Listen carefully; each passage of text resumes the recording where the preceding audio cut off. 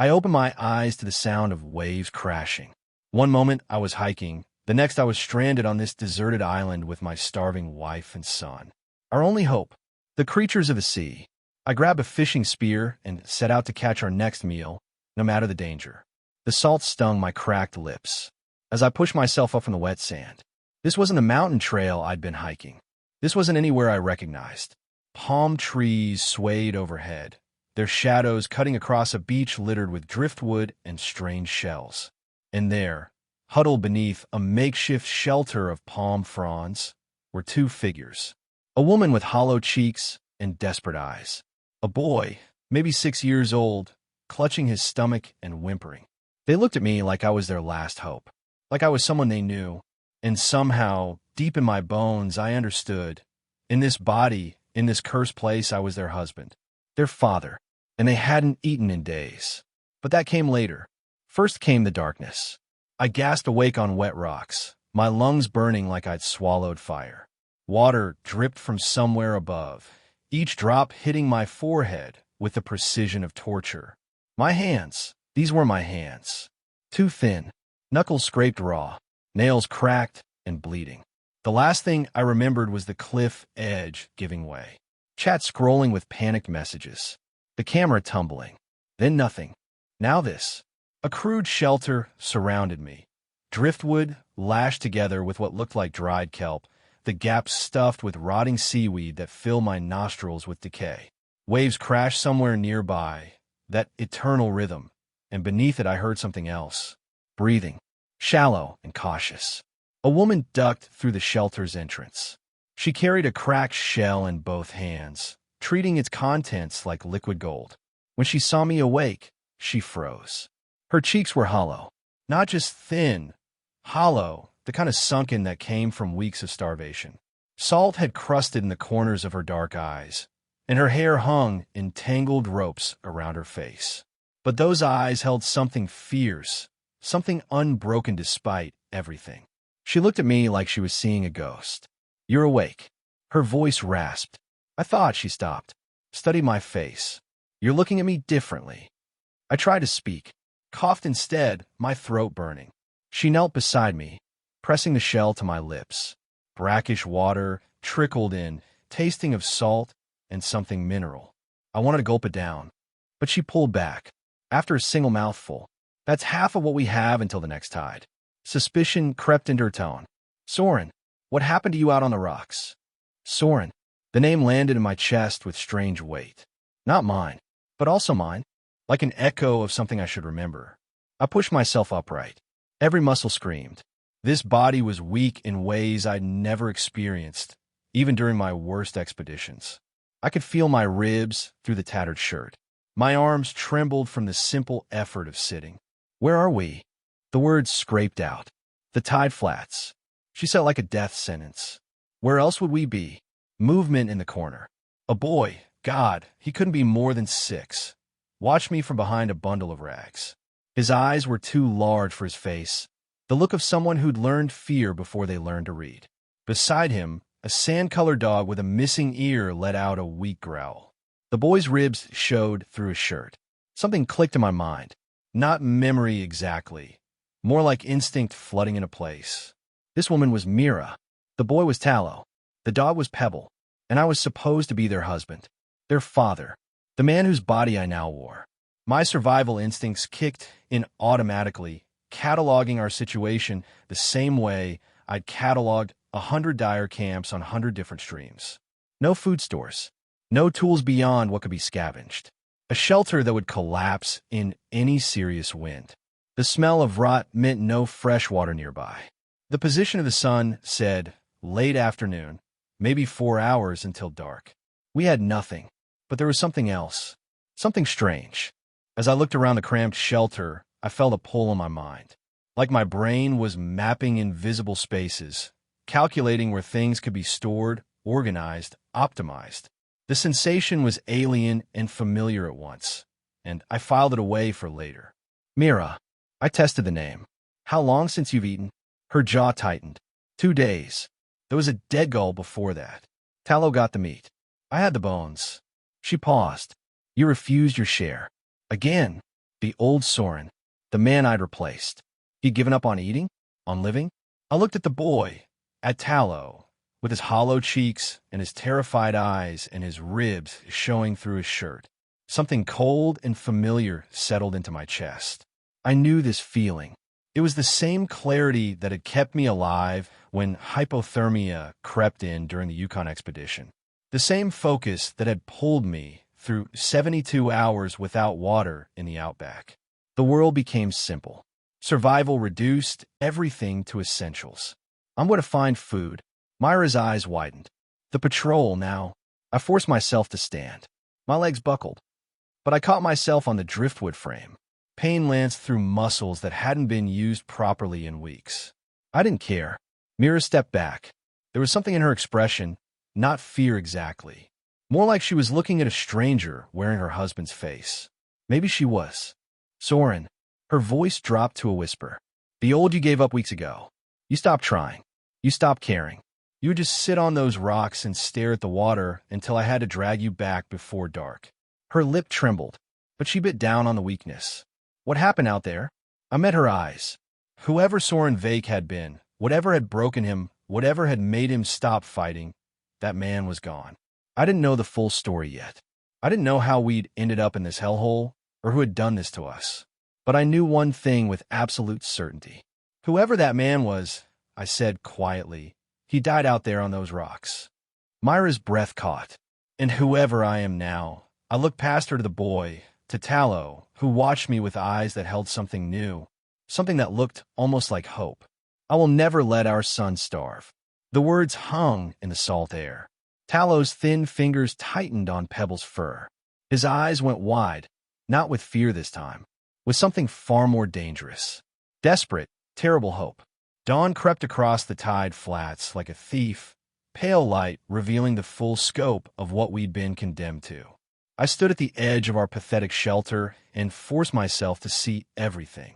Not with the eyes of a starving castaway, with the eyes of a man who had survived 47 days in the Alaskan wilderness with nothing but a knife and a camera crew that had stopped believing I would make it.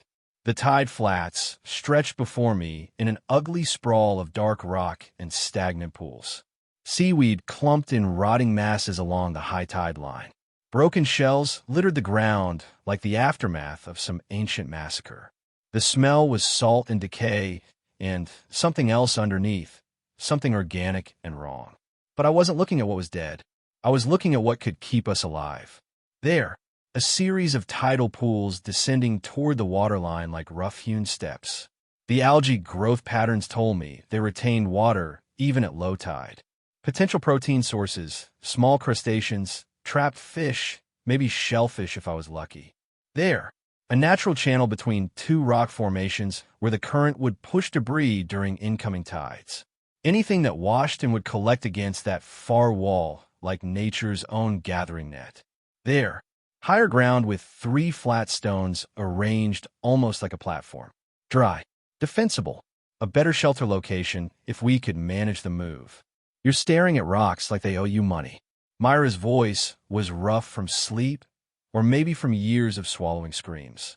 She emerged from the shelter with her arms wrapped around herself, watching me with those exhausted eyes that held too much awareness for someone who should have given up by now. I'm staring at resources, I said. Walk with me. She hesitated. The old Soren probably never asked her to do anything, never planned anything, never looked at their prison and saw possibility instead of punishment. But she came. We picked our way across the rocks. As the tide retreated, exposing more of the flats with each passing minute. I asked questions. She answered them with the weary precision of someone who had learned these truths through suffering. The elders control everything, she said, her bare feet finding purchase on surfaces too slick for mine. Elder Chorus Stin runs the council. His family owns the sun cliffs, the fresh water springs, the best fishing territories. Her voice went flat. He decides who eats and who starves. And we're starving because... Myra's jaw tightened. She didn't look at me. Because you, she stopped. Started again. Because of the proving challenge. 3 months ago, Chorus declared that any man could earn better territory by defeating his champion in a diving contest. Whoever brought up the largest catch from the deep shelf would win fishing rights to the eastern reef. I waited. You volunteered. The words came out like broken glass. You said you wanted to prove yourself, to show Tallow that his father wasn't a coward. What happened? You panicked. 30 feet down, you just stopped. Came up gasping, crying with nothing. Chorus's champion surfaced with a reef serpent the length of a man. Myra's voice cracked. They laughed for an hour. Then Chorus declared our family shamed, unworthy of the midshore. He banished us here with nothing. The original Soren's failure wasn't just humiliation. It was a death sentence wrapped in bureaucracy.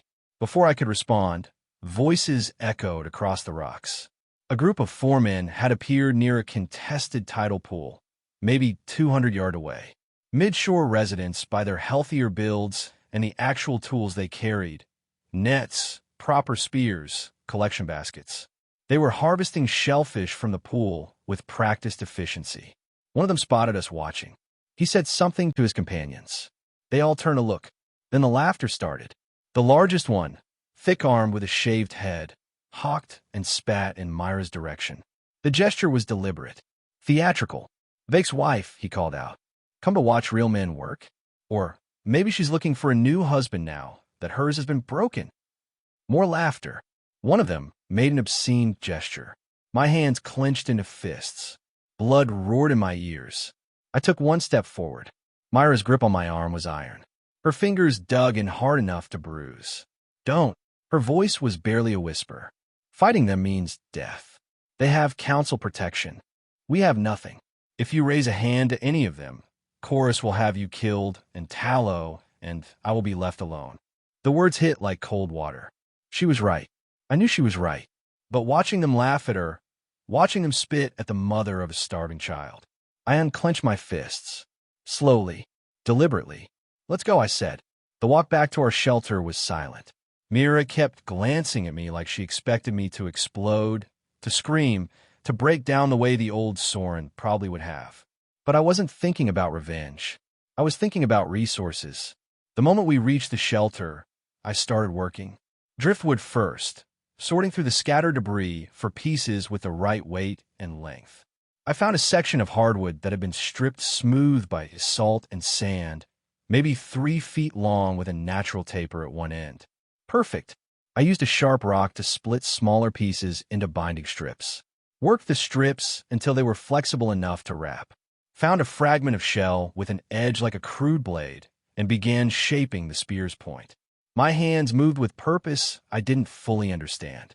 The motions felt automatic, like muscle memory from another life bleeding into this one. I adjusted the binding 3 times until the weight distribution felt right. Tested the balance by spinning the finished weapon in my grip. Then I turned to the shelter itself. It was a disaster. Debris scattered everywhere. No organization. No system. I started rearranging. Tools here. Anything with an edge or potential utility. Bedding materials there, elevated off the ground to avoid morning damp. Collection area for water vessels near the entrance. Storage space for food when we had any to store. The work consumed me. Each adjustment sparked another idea. Better drainage around the sleeping area. A windbreak made from stacked driftwood. Clear sight lines to spot approaching threats. I didn't notice Mira watching until I caught her reflection in a pool of standing water. She stood just outside the shelter with her hand pressed against her mouth. Her eyes were wide. Vet, you never. She swallowed. You never built anything. Never organized anything. I used to beg you to help, and you would just sit there staring at the water like you were already dead. I didn't have an answer for that. Soren, what happened to you out there? On those rocks? Before I could respond, small footsteps approached. Tallow crept toward me, with Pebble trailing behind, both of them watching the spear in my hands like it might bite them. The boy's hollow cheeks made his eyes look enormous. His gaze flickered between the weapon and my face, calculating something in that too-old way children develop when survival becomes their earliest teacher. Is that? His voice cracked. Is that for catching fish? I knelt, so we were at eye level. This close, I could see the tremor in his hands, the way his ribs pressed against his skin with each breath. The desperate want in his expression warring with the fear of wanting anything at all. Yes. Will it work? I reached out and put my hand on his thin shoulder. Felt him flinch, then slowly lean into the touch. Tallow, I need you to listen to me very carefully. He nodded, eyes locked on mine. Tonight, I said, we eat. The words were quiet, absolute, a promise made with every fiber of whatever soul occupied this broken body. Tallow's face crumpled. He didn't cry the way children usually cry, loud and cathartic and demanding comfort. He cried like something inside him had finally shattered, silent tears streaming down his face. As his small hands fisted in my ragged shirt, Pebble pressed against his legs, whining softly. I held him, while he broke, because hope, when it comes to the hopeless, is its own kind of violence. Later, after Tallow had exhausted himself in his sleep, and the tide had pulled back even further, Mira approached me. Her voice was low, reluctant. There's a place, she said. The Bleeding Shoals. When the tide drops below the black rocks, a channel opens up. Things get trapped there, reef serpents, ray fins, sometimes larger prey. Things that can't find their way back out before the water leaves. I straightened. Show me where. No, the word came out sharp. You don't understand. Those creatures don't die when the water drains. They thrash. They bite. They're desperate. She stepped closer, her hand finding my arm again. No one from the flats goes there anymore. The last 3 who tried. She didn't finish. She didn't need to. How far? I asked. Myra's expression shifted. The hope that had flickered to life behind her eyes guttered and died, replaced by something cold and horrified. As she realized, I wasn't asking out of morbid curiosity. You can't be serious. How far, Mira? Half a mile past the Black Rock Ridge. Maybe 40 minutes if you move fast. Her voice cracked like old ice. You'll die like the others, Soren. Whatever changed in you, whatever woke up, it doesn't matter if a reef serpent tears your throat out. I picked up the spear, tested the weight one more time. Watch Tallow, I said. Keep him in the shelter. I didn't wait for her response.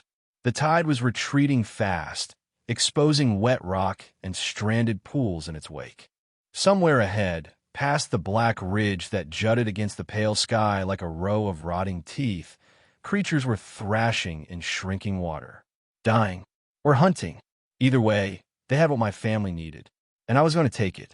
The Black Rock Ridge lived up to its name. Obsidian teeth rose from the shoreline like the jaw of something ancient and dead, each formation razor-edged where volcanic glass had cooled into natural blades. I picked my way through the gaps, bare feet already slick with blood from a dozen small cuts. The original Soren had possessed shoes once. I could see the tan lines on his ankles where straps had blocked the sun. Whatever happened to those shoes was another story I didn't know yet. Didn't matter now. What mattered was the terrain ahead. I paused at the ridge's peak, scanning the landscape that opened before me. The Bleeding Shoals stretched for hundreds of yards, a maze of tidal channels, collapsed lava tubes, and churning pools where the retreating water fought against stone formations that seemed designed to trap and kill. White foam marked where currents still ran fast. Dark shadows indicated depths that could swallow a manhole. My survival instincts cataloged everything automatically. Ambush points where predators could hide. High ground for retreat. The angle of the sun and how long I had before the tide's return. 3 hours, maybe 4. The water would come back hungry, reclaiming everything it had exposed. I moved down into the shoals. The first body evidence appeared 20 yards in. A sandal, leather straps rotted to nothing, sole worn through in 3 places. Someone had walked this path before me. Someone who hadn't walked back. The sandal sat wedged between 2 rocks like a memorial no one would ever visit. I kept moving. 30 yards further, bloodstains. Old, black, baked into the stone by days of sun exposure. A lot of blood, more than a person could lose and survive. The stains followed a drag pattern toward deeper water. Something had been pulled, not walked, toward the churning channels ahead. 50 yards, a broken spear shaft, snapped clean in the middle, the break jagged where desperate hands had tried to hold on. I picked it up, examined the wood grain. Hardwood from higher up the island, properly treated. This hadn't been some outcast's crude weapon. Someone with resources had come here. Someone who knew what they were doing. They'd still died. I tucked the broken shaft into the cord around my waist. Extra wood was extra options. The shoals grew more treacherous. As I pushed deeper, channels cut between rock formations, some shallow enough to wade, others dropping into blue-black nothing without warning. I tested each step before committing weight, feeling for the lip where stone gave way to void. Twice I found pools that looked ankle-deep, but plunged to depths I couldn't see the bottom of. Trap pools. The island wanted to kill me. Then I heard footsteps behind me. I spun, spear raised, every muscle screaming threat, and saw Tallow. The boy froze mid-step, eyes going wide with terror. Behind him, Pebble emerged from between two rocks, tail tucked low, ears flat against his skull in the universal dog expression of "I know, I'm in trouble." Tallow's voice cracked. I followed. "I'm sorry. I wanted to help." The anger came first, hot and immediate, flooding my chest with pressure that demanded release. I'd told Mira to keep him in the shelter. I'd given explicit instructions. The bleeding shoals had killed grown men with weapons and experience. And here was a 6-year-old boy with hollow cheeks and legs like kindling, standing in the middle of a death maze because he wanted to help. But the anger dissolved almost, as fast as it arrived, because I couldn't send him back. The path behind us was closing. Tide pools that had been shallow when I passed were already deepening, as water seeped back through underground channels. A grown man could navigate the return route. A child moving alone, scared, rushing, he'd step wrong, fall into a trap pool, cut himself on volcanic glass, and bleed into water that attracted predators. He was here now. He was my responsibility now. Stay behind me. My voice came out harder than I intended. Tallow flinched, and I forced myself to soften. Not punishment. Survival. You understand. He nodded quickly. Pebble stays with you. You don't move unless I move first. You don't touch anything unless I tell you it's safe. I crouched to his eye level. The rocks here cut. The water here drowns. The things living in the water here eat. None of that changes because you're small or young or The word stuck. My son. This boy wasn't my son. I had no children in my previous life. No wife, no family beyond a sister who stopped returning calls and parents who died before I hit 30. I was a loner by circumstance and eventually by choice, more comfortable with camera equipment and wilderness than human connection. But Tallow was looking at me with eyes that wanted so desperately to believe. Because you're with me, I finished. Stay close. Watch everything. We moved deeper. I used the journey as instruction, pointing out details. As we passed them, see how the water swirls there? Current underneath means a channel connects to deeper water. Predators use channels to hunt. Never step where current swirls. Tallow nodded, mouthing the information to himself. Those shadows against the rock, depth markers. Light shadow means shallow. Dark shadow means drop. Blue-black means bottom you can't see. Anything blue-black, you treat like it goes down forever. Blue-black, forever, Tallow whispered. Good. We found the tide pools 15 minutes later. Small depressions in the volcanic rock, isolated from the retreating channels, each containing trapped water and whatever had been swimming when the tide pulled out. Most held nothing, but seaweed and tiny crabs too small to bother with. But 3 of the pools contained fish, hand-sized silver shapes darting in panic circles. As their world shrank around them, I waded in. The fish were fast, but desperation makes everything fast. Took me 6 attempts to corner the first one against the pool's edge, another 2 to actually get my hands on its thrashing body. Slippery, strong for its size.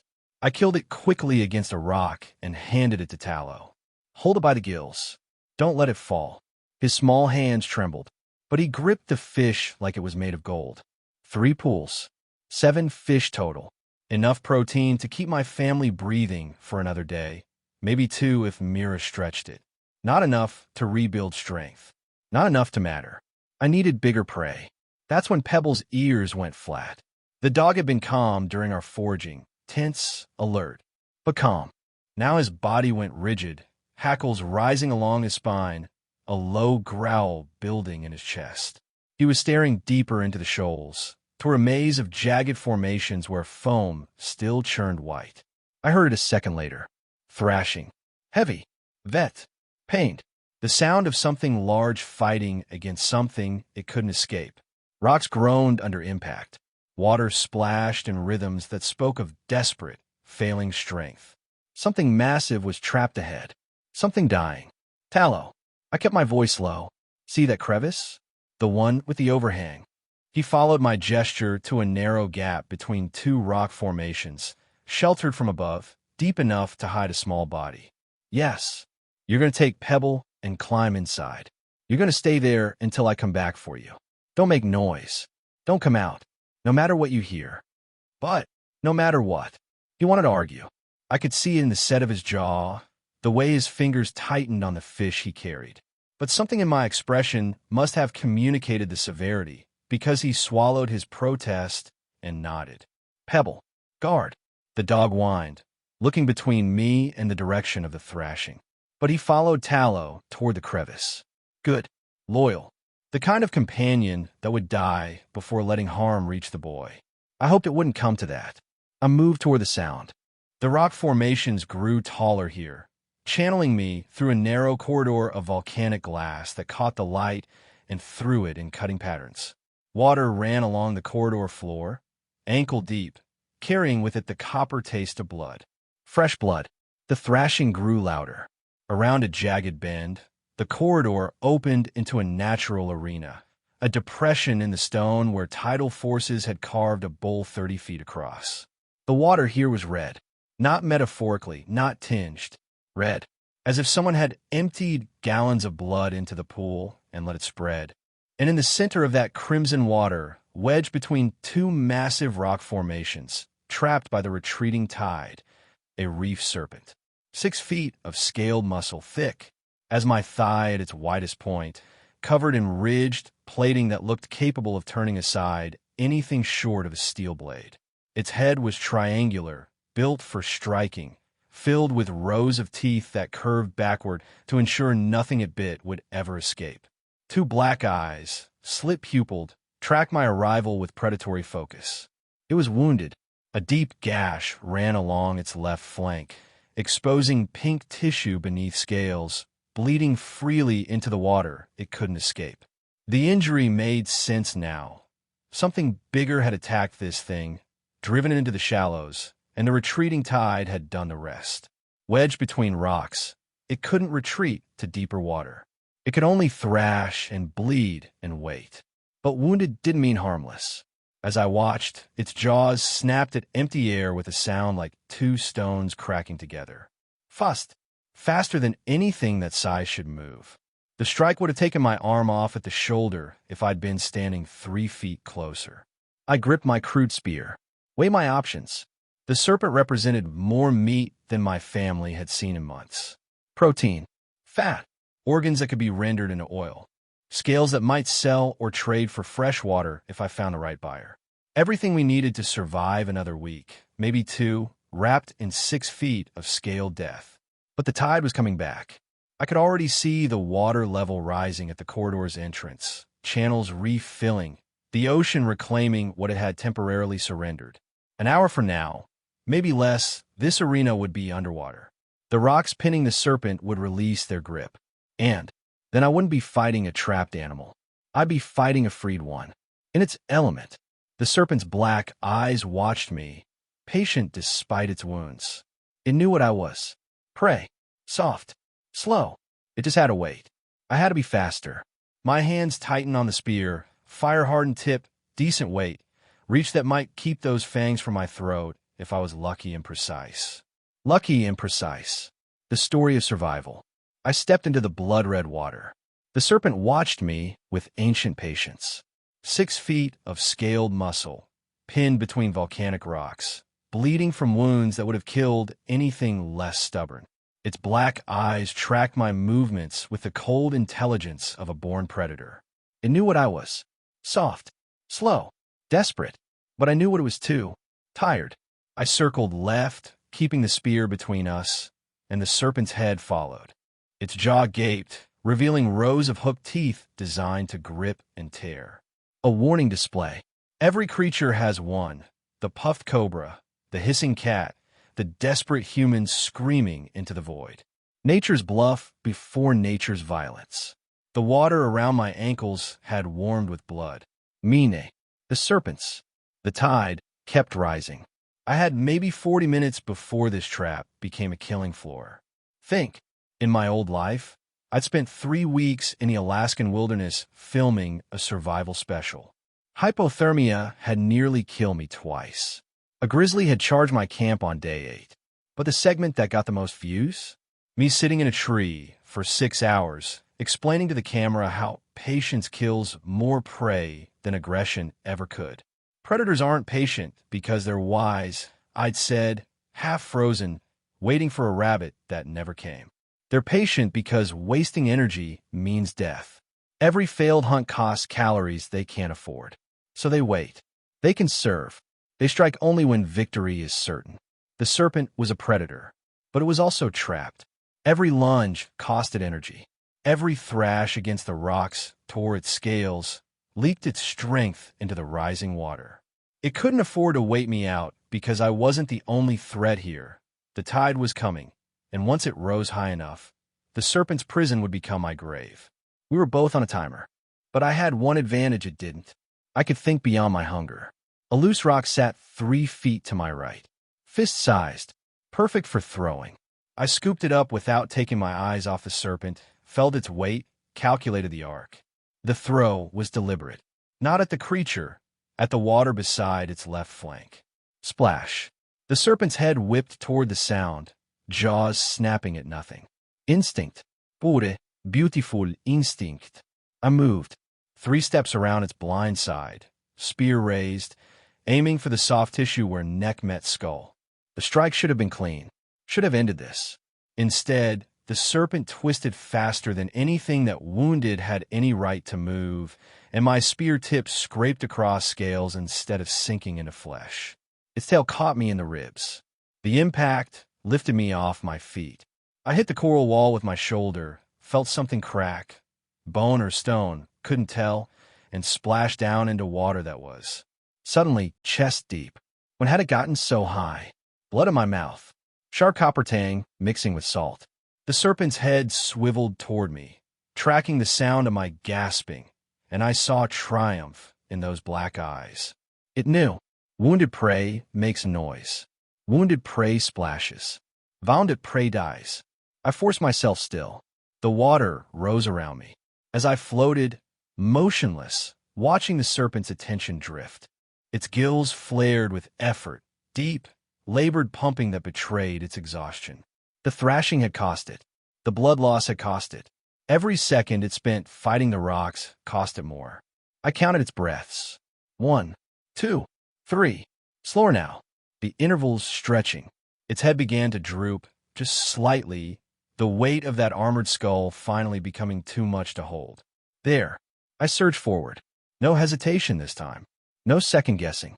The spear drove into the soft tissue behind its jaw, exactly where I'd aimed, the fire-hardened tip punching through scale and muscle and something vital that made the serpent's whole body seize. It thrashed. My arms nearly ripped from their sockets, as 6 feet of dying muscle fought against the weapon killing it. I held on, gripped that spear like it was the only thing tethering me to this world, because it was, let go now, and those jaws would find me. Let go now, and Mira would watch the tide bring back my body instead of food. So I held on. The serpent's movements became jerky, uncoordinated. Its tail whipped one final time, weaker than before, and then stillness. I collapsed beside it, chest heaving, bleeding from cuts I couldn't remember receiving. The water around us had gone dark with mixed blood. Mine, the creatures, indistinguishable now. Papa. Talo's voice, small and frightened, echoed from somewhere above. I looked up to find him perched on a rock outcropping I hadn't noticed, eyes huge in his hollow face, staring at the massive serpent corpse like he couldn't believe what he was seeing. Can we? He swallowed. Can we really eat that? A laugh bubbled up from somewhere deep in my chest. Vet. Painful. Probably concerning. Yeah, kid. I wiped blood from my lips with the back of my hand. We're going to eat like elders tonight. The butchering was brutal work. My hands were already raw from the spear, and the serpent scales resisted the crude bone knife I'd salvaged from our shelter. But I found the seams, the soft places where scale met scale, and worked the blade in, peeling back armor to reveal meat beneath. Rich, red meat that made my stomach cramp with desperate hunger. Somewhere during the process, something shifted.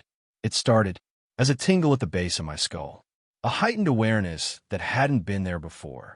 I felt the tide changing before I saw it. Knew the water was receding again, sensed the shift in pressure that meant the ocean was pulling back. Then I felt Tallow. Not saw. Felt. His heartbeat, rapid and nervous, 3 feet behind me. His breathing, quick and shallow with lingering fear. I knew exactly where he stood without looking. And then, something bloomed in my chest. Cold, empty, foshed, like a void opening inside me, a space that shouldn't exist, a pocket of nothing that somehow felt like it could hold everything. I stared at the serpent meat in my hands and thought about preservation, about keeping it safe, about storing it where time couldn't touch it. The meat vanished. I gasped. Tallow yelped, but I could still feel it somehow. The meat existed in that cold void inside my chest, perfectly preserved, waiting for me to call it back. The salt instinct. Stage 1. Born from brushing against death and surviving. A grim understanding settled over me as I stared at my empty, blood-slicked hands. This power had awakened because I'd nearly died. The path to strength on this island led through mortal peril. To feed my family, to protect them, I would have to keep risking everything. The serpent's weight tried to kill us before we made it halfway back. Every step drove my bare feet deeper into the wet sand. My arms screamed, my spine bent under the load, vertebrae grinding against each other like stones in a mortar.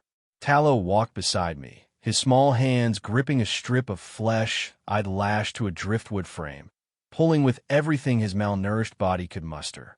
Which wasn't much, but it was everything he had, and that mattered more than the actual pounds he moved. Pebble had surprised me.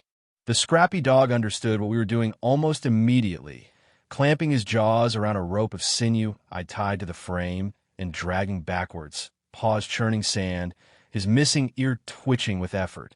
Together, man, boy, and dog, we moved like a wounded creature crawling toward shelter. The sun had abandoned us an hour ago. Stars emerged one by one, cold and distant, watching our struggle with ancient indifference. The air grew sharp. My breath came in ragged gasps that burned my throat. Almost there, I said, though I couldn't see our shelter yet. Keep pulling, Tallow. My arms hurt. I know. Mine too. He didn't complain again. 6 years old, starving, exhausted, and he didn't complain again. Something fierce and proud swelled in my chest despite the agony in my muscles. This boy was stronger than his body suggested. We crested the final dune, as the last purple light faded from the horizon, and there it was, the crude shelter of driftwood and salvage cloth that my family called home. A sad thing, really. Gaps in the walls. A roof that leaked when it rained. But Mira had tried to make it feel permanent, arranging stones around the entrance, weaving dried seaweed into something like a door. She was standing in that doorway when she saw us. Her scream split the night. Soren, Tallow. Gods above, she ran toward us, bare feet slapping wet sand, her thin frame moving with desperate speed. When she reached us, her hands flew to Tallow's face, checking for wounds, finding only exhaustion and crusted blood that wasn't his. We're fine, I said. We're not hurt. You're covered in. Her voice cracked. Her eyes found a mass of flesh we'd been dragging. In the starlight, it was a dark mountain of meat. More food than our family had seen in months. Maybe ever. Myra's legs gave out. She dropped to her knees in the sand, and the sound that came from her throat wasn't quite a sob. It was something rawer, something that had been building for weeks, months, years. All the fear and hunger and hopelessness releasing at once in a single broken wail. Ow, she whispered. How did you? I'll explain later. Right now, we work. Tallow, help me get this inside. Mira, can you start a fire? She stared at me like I'd spoken a foreign language. Then something shifted in her expression. Recognition that this was real. That her husband, or whatever I was now, had done the impossible. She stood, wiped her face, nodded once. We worked. I showed Tallow how to arrange the driftwood in the crude hearth, building a foundation of larger pieces, then stacking smaller kindling on top. Air needs to flow beneath. I explained, my voice steady despite my exhaustion. Fire breathes just like we do. Suffocate it, and it dies. He watched with those large, frightened eyes that weren't quite so frightened anymore. His small hands mimicked my movements, and when the flames finally caught, when orange light bloomed in our miserable shelter for the first time in who knew how long, his face transformed. Wonder. Pure, childlike wonder. I'd forgotten what that looked like. The meat sizzled over the flames. Fat dripped and hissed, sending up smoke that smelled like salvation. I showed Mira how to cure strips with salt water, how to hang them near the smoke to preserve them longer. She absorbed every word, and I saw her filing the information away, adding it to the vast mental catalog of survival knowledge she'd already accumulated. But it was the void in my chest that fascinated me most. As I worked, I focused on that strange internal space I'd discovered at the tide pool. That cold pocket of nothing that somehow existed inside me. I thought about the cooked meat cooling on the flat stone beside the fire. Thought about preserving it, keeping it safe, storing it where time couldn't touch it. The meat vanished. Tallow gasped. Myra's hands froze mid-motion. Soren, she breathed. What? I don't fully understand it yet. I flexed my will, and the meat reappeared on the stone, perfectly preserved, still warm. But I'm learning. We ate together. The serpent flesh was rich and slightly sweet, with a texture somewhere between fish and chicken. It was, without question, the finest meal any of us could remember. Tallow ate until his belly rounded beneath his ragged shirt. Pebble gnawed a strip of gristle with single-minded devotion. Even Mira, who I suspected had been secretly giving most of her portions to Tallow for weeks, allowed herself to eat until satisfaction replaced the hollow look in her eyes. When a meal was done, she stared at me across the dying flames. Who are you? The question hung between us, heavy with implications. I could lie, pretend I was still the man she'd married, just improve somehow, changed by trauma, awakened by necessity. But lies were a luxury I couldn't afford. Not with her. The man you married, I said slowly, died somewhere inside this body. I don't know how. I don't know why. But something else took his place. I met her eyes, and I let her see the steel in mine. The cold calculation, the survivor's instinct, the absolute refusal to fail. What I can tell you is this. Whoever Soren Vake was before, he's gone. And what replaced him is someone who will never let you, or Tallow, go hungry again. Myra's breath caught. In the firelight, her sunken features looked almost beautiful, not despite the hardship written across them, but because of it. She had endured. She had protected her son when no one else would. She was a warrior in her own right, even if she'd never held a weapon. You speak like a leader, she whispered, like someone who expects to be followed. Maybe I am. The old Soren couldn't meet anyone's eyes. He shuffled, apologized for breathing. After chorus, she trailed off, old pain flickering across her face. He broke, completely. I watched it happen. I know. But you, she shook her head slowly. You walked into that tide pool and came back carrying a serpent. You store food in thin air. You look at the darkness outside like it's an enemy you're planning to defeat.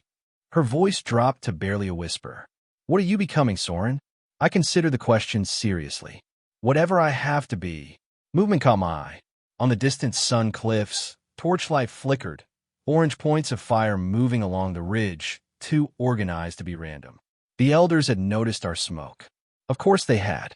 You couldn't burn a fire in the tide flats without the whole island knowing. They're watching, Mira said, following my gaze. Her voice tightened with old fear. They'll send someone tomorrow. To ask questions. To remind us of our place. Let them come. She looked at me sharply. Soren, I said let them come. My voice was quiet, but something in it made Pebble's ears flatten. I'm done being afraid of men who've never faced anything more dangerous than a territorial dispute over fishing rights. Tomorrow, we'll deal with whatever tomorrow brings. Tonight, you sleep with a full stomach. Both of you. Mira stared at me for a long moment. Then, slowly she nodded. I don't know who you are, she said softly. But I think I'm glad you're here. She carried Tallow to their sleeping corner, a pile of salvage cloth and dry grass that passed for bedding. The boy was already half asleep, his belly full for the first time in memory, exhaustion finally catching up to him. Pebble curled between them, his loyal eyes closing, as the fire burned down to embers. I stood at the edge of our shelter and watched the black water of the shattered reef. The other families of the tide flats had smelled the cooking meat. I could feel their attention like pressure against my skin, hungry gazes from other shelters, whispered conversations I couldn't hear, but could imagine. A man had hunted a reef serpent. A man from the lowest caste, the most broken family, had done what none of them could. Tomorrow, there would be questions, perhaps violence, perhaps something else entirely, desperation taking the shape of hope, outcasts looking for someone to believe in. My salt instinct pulsed faintly, and I sensed things moving beneath the surface. Larger things. Deeper things, shadows that dwarfed the serpent I'd killed, nightmares with too many teeth and ancient hunger in their eyes. The waters around this island were a ladder of increasingly dangerous creatures, each rung requiring me to risk everything to climb. But climbing meant power, and power meant protection. The void in my chest whispered, and I listened. It promised accumulation, preservation, a way to gather resources no one could steal, meat no one could spoil, weapons no one could confiscate. An armory hidden in the space between heartbeats. I made a silent vow to the dark water and the cold stars. I will hunt every creature in this cursed sea. I will climb every stage of power this island offers. I will lead my family and others, if they choose to follow, out from under the heel of men like Chorus Sten. When the elders finally face me, they will learn what it means to have made an enemy of someone who has already died once and refuses to do so again. I closed my eyes. In the darkness behind my lids, I saw the vast shape of my future, a leader born from necessity, hungry for strength, willing to tear down hierarchies to feed those who depend on him. The sound was so faint I almost missed it. A footstep, then another, then dozens more, shuffling through sand, approaching our shelter from every direction. My eyes snapped open. They emerged from the darkness like ghosts. The other outcasts of the tide flats, gaunt figures with hollow eyes and desperate faces, surrounding our shelter in a silent semicircle. Men, women, children clinging to their mothers' legs. 30 of them. 40. More still emerging from the shadows. They weren't attacking. They were kneeling. One by one, they dropped to their knees in the sand, heads bowed, voices rising in a ragged chorus that made my blood run cold. Provider, provider, provider. And behind them, descending the path from the sun cliffs with torchlight burning and enforcers at his side, came a figure I recognized from the original Soren's fragmented memories. Thick-necked, calculating eyes, shell ornaments gleaming against healthy skin. Elder Chorus Sten had come himself, and he was smiling.